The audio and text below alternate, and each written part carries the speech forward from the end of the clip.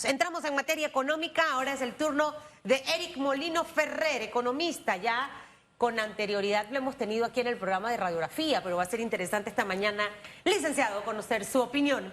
Vamos a arrancar la conversa con las designaciones recientes que ha hecho el presidente electo José Raúl Mulino, principalmente en la línea económica, siendo usted economista, y frente al panorama que tenemos de retos, caja de seguro social, pérdida de grado de inversión, el tema de la mina, aunque crezcamos y seamos el país que mejor crecimiento económico tenemos de la región, eso no nos coloca obstáculos en cuanto al tema de generar inversión, el tema de empleo, ¿no? ¿Cómo usted visualiza esas designaciones en algunas posiciones claves en materia económica? Claro, si bien es cierto la situación en la que está el país, y lo hemos venido diciendo desde hace ya varios meses, inclusive antes de las elecciones, nosotros estábamos en una situación donde el paciente estaba en estado crítico. De hecho, si tú te ves el último reporte del Ministerio de Economía y Finanzas de cómo está el déficit, ya prácticamente se han gastado lo que se debía permitir para déficit de este año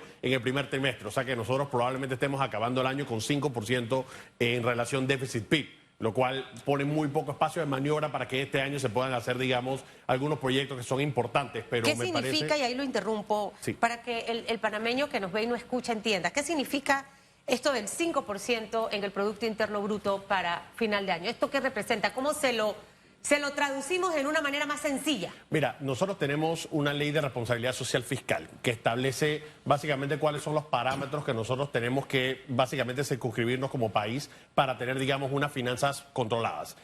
Nosotros tenemos un límite que es que la relación deuda-PIB debería ser 40%. Eso desde hace ya varios años no está cerca del 40%, estamos más cerca del 60%. Y el límite del déficit, que es la diferencia entre los ingresos y los gastos que tiene un país en un año, esa diferencia no puede ser más del 2% del PIB. Evidentemente hemos también estado teniendo un proceso durante la administración actual, porque todavía no ha salido. Ha estado, digamos, tratando de reducirlo. En pandemia llegó a 10% y después poco a poco ha ido bajando, pero claro, todavía no nos hemos acercado a ese 2% que establece la norma. Y este año, como es un año de elección, eso es muy tradicional que en cada vez que haya elección que siempre se pase del déficit, pero este año básicamente vamos a tener que, hacia el final del año, vamos a cerrar con más del doble de lo que establece la norma. Entonces eso le da muy poco espacio de maniobra a la nueva administración para hacer cosas y básicamente, para decirlo en términos sencillos, no hay plata para acabar los últimos 6 meses de la administración. Ahora, no hay plata para terminar, pero alguna herramienta. El presidente elegido, José Raúl Mulino, viajó a Estados Unidos, de hecho todavía está allá, regresa hasta el fin de semana, y parte de su agenda también era hacer lobby de muchos temas, ¿no? Claro. Económicos. ¿Qué opciones tendríamos en vista de del panorama que tenemos en este momento el presidente para tratar? Porque la expectativa va a estar mucho en el panameño luego de una campaña con promesas, la campaña de él mucho más corta que la de otros, pero si bien es cierto, una vez se conoció el nombre del presidente electo también, y de la designación, por ejemplo, del ministro de Economía y Finanzas, Felipe Chapman, la percepción del mundo en materia económica empezó a ser positiva, ya hubo esos pasos, ¿sabes? Es como que, bueno, está detrás tal, me arriesgo. Mira, y estoy de acuerdo con ese planteamiento, porque al final una palabrita que siempre repetíamos, y de hecho estaba en varios de los informes de las calificadoras, es que nosotros necesitamos credibilidad y necesitamos generar confianza. Al designar a una persona como Felipe Chapman, que es una persona de una mente científica, una mente crítica y analítica, cada vez que lo escuchamos en entrevistas dicen todo se tiene que evaluar, no se va a usar el olfatómetro, que todas las cosas van a, digamos, tener una metodología. Eso es extremadamente importante, porque tampoco no tenemos mucho espacio para improvisar y no tenemos mucho espacio para hacer, digamos, recortes radicales sin que eso tenga, digamos, una consecuencia directa en el país. Yo soy de la opinión que nos toca ser muy creativos y que en verdad tenemos que empezar a implementar cosas que tal vez la hacíamos en los 90. De hecho, esa analogía la ha dado el ministro designado Chapman. ¿Y qué es lo que nosotros hicimos en los 90? Agarramos una serie de instituciones del Estado, las convertimos en instituciones público-privadas o las convertimos en una alianza en la que nosotros podíamos apoyarnos del sector privado para que hiciesen las inversiones que no puede hacer el Estado al tener muy poco, digamos, espacio de maniobra en las finanzas públicas, y esas inversiones son las que generan empleo y generan crecimiento económico. Y yo pienso que toca hacer eso, por un lado recortar gastos de manera drástica, pero por el otro lado apoyarse con asociación público-privada como una herramienta para traer inversión tanto local como extranjera. Dentro de ese ejemplo que mencionas, de regresar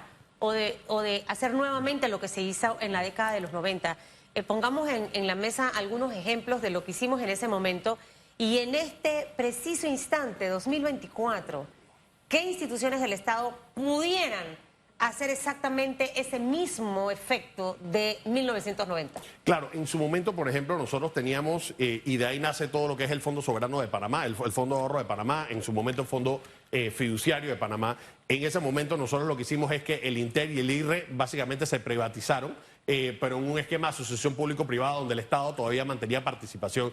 Y yo veo muy prudente con ciertas instituciones estatales que no necesariamente se manejan mal, pero que sí necesitan, digamos, un empujón de inversión que no necesariamente el Estado lo pueda cubrir, como el IDAN, como Tocumen, como por ejemplo nosotros tenemos ETESA, que es una empresa de las que quedó por fuera en el esquema de privatización y asociación público-privada que se tuvo en los 90. Para mí, mira, si tú agarras ETESA, el IDAN y el Aeropuerto Internacional de Tocumen, esas tres instituciones gastan aproximadamente $1.000 millones al año.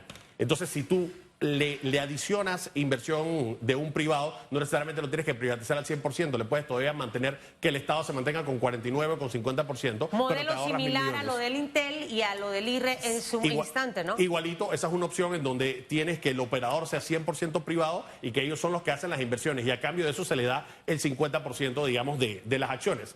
Y digamos, ahí lo importante es que en su momento se hicieron unas inversiones que no se podía hacer por parte del Estado, y creo que estamos en una situación similar, agregado al hecho de que sí necesitamos que vengan a generarse los empleos formales y que la administración sea de un privado que le cueste realmente las ineficiencias. Nosotros tenemos unas situaciones en donde el Estado tiene, digamos, mal manejo de algunas instituciones. A mí, yo creo que nadie en el país va a decir que las operaciones del IDAN son las más eficientes del país, y lo que nosotros necesitamos es resolver los problemas de agua, nosotros necesitamos resolver los problemas que tienen varios ciudadanos con el tema de la calidad en el sector eléctrico, así que necesitamos, digamos, un aporte del sector privado para poder hacer esas inversiones necesarias.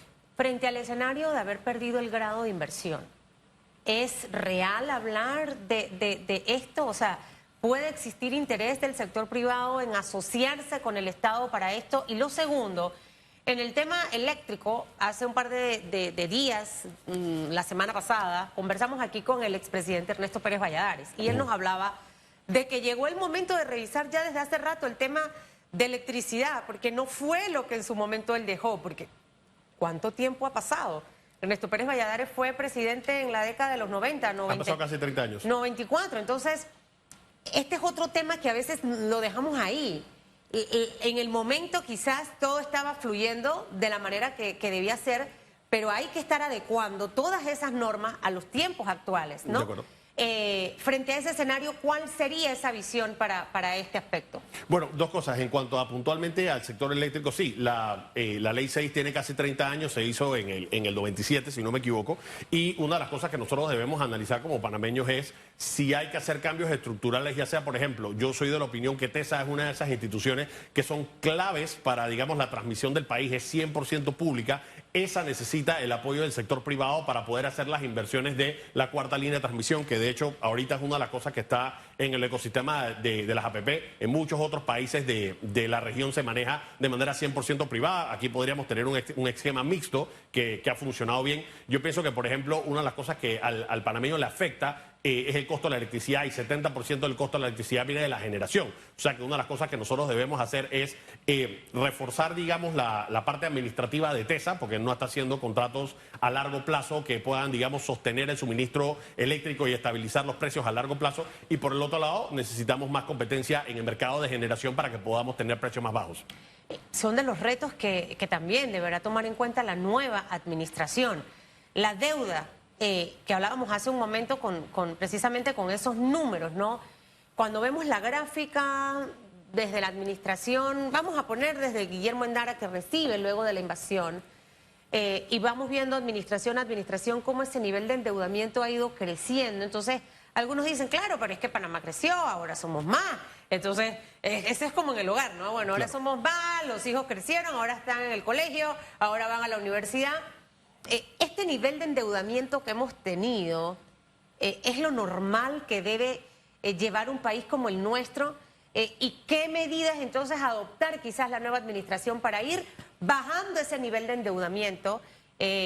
Obviamente este factor de la fusión de empresas estatales con empresas privadas, ese puede ser un elemento allí que pueda marcar la diferencia, pero ¿qué otras cosas pudiera hacer la administración con el tema de endeudamiento? Mira, y sí es verdad que el endeudamiento debe verse muchas veces en términos relativos, es decir, no es lo mismo endeudarte 50 millones cuando tu economía es de 100.000 millones y si tu economía es de 60.000 millones. Obviamente, en una estás muchísimo más apretado. Y esa deuda viene del concepto que te estoy hablando de déficit. Si nosotros tenemos que el gasto siempre es mayor que el ingreso, vas a continuar aportando a la deuda. A mí me parece que nosotros, uno de los desafíos grandes que tenemos con la Asamblea Legislativa es que nosotros tenemos que tener un presupuesto del Estado que vaya acorde a unos ingresos realistas. Nosotros hemos constantemente estado subiendo esa proyección de ingresos y que esos ingresos al final no se están cumpliendo. Entonces, al final se mantienen los gastos, pero no se cumplen los ingresos, aumenta el déficit y por ende aumenta la deuda. Primer paso, tenemos que volver a estructurar cómo se están haciendo las proyecciones para el presupuesto y me parece que el ministro designado Chapman dijo que esa va a ser, digamos,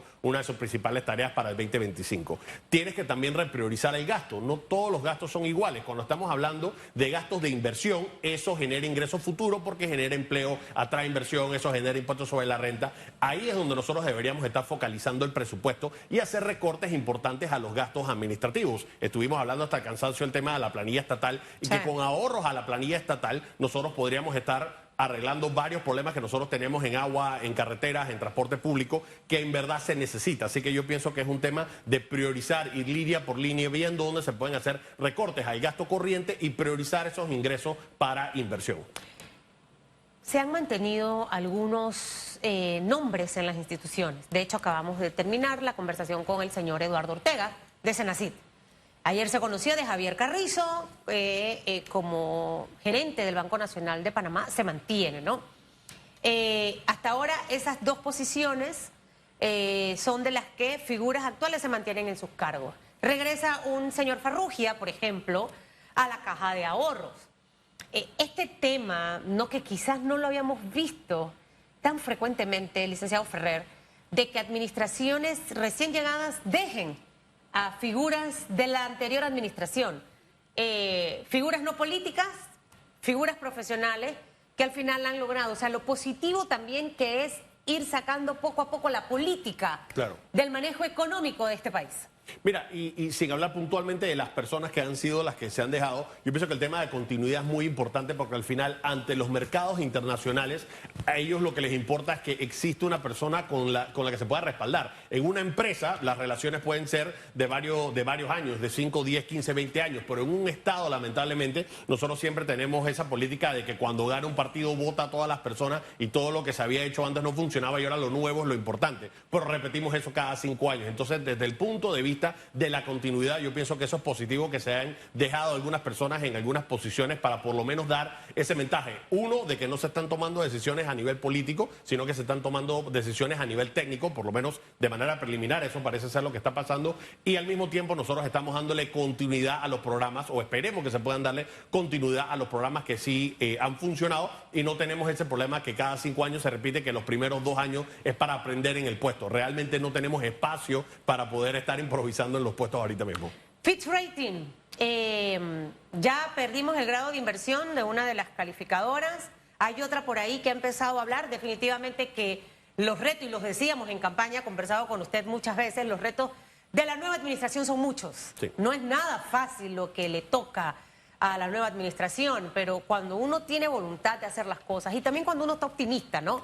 Las cosas pueden al final avanzar, y más si te rodeas de las personas adecuadas para hacerlo.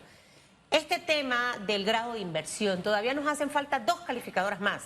Una lo hizo antes de las elecciones, ¿no? este aspecto, ¿cómo lo podemos y lo debemos analizar precisamente? Mira, de la que nosotros más cerca podríamos estar de perder el grado de inversión es Moody's, porque todavía tenemos un pequeño colchón digamos, tenemos un escaño arriba de grado de inversión con Standard & Poor's. Pero una de las cosas que Moody's ha sido muy cauteloso es empezar a decir, mira, estos son los problemas en que hay que prestar atención. Caja del Seguro Social, reducción en los ingresos del canal, tenemos un aumento en lo que es intereses en relación de los intereses sobre los ingresos. Entonces ya digamos tenemos una hoja de ruta de cuáles son las cosas que nosotros tenemos que tomar control.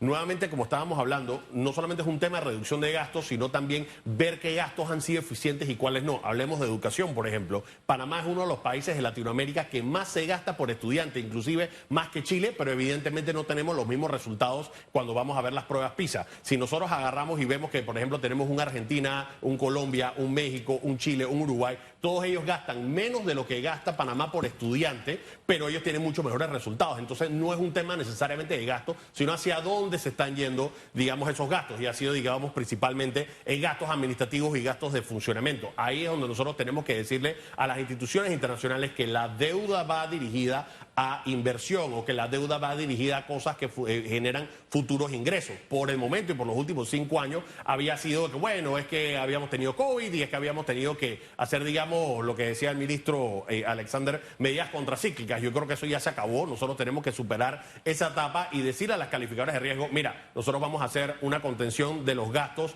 que son ineficientes, nosotros vamos a revisar cada uno de los rubros y decir, estas son las cosas que funcionan y las que no funcionan y priorizar en la inversión, que es lo que al final va a generar empleos, el empleo es lo que va a generar recaudación y al final vamos a generar mayor confianza en los mercados internacionales. ¿Cuándo podemos conocer esos resultados de las dos calificadoras que todavía nos hacen falta?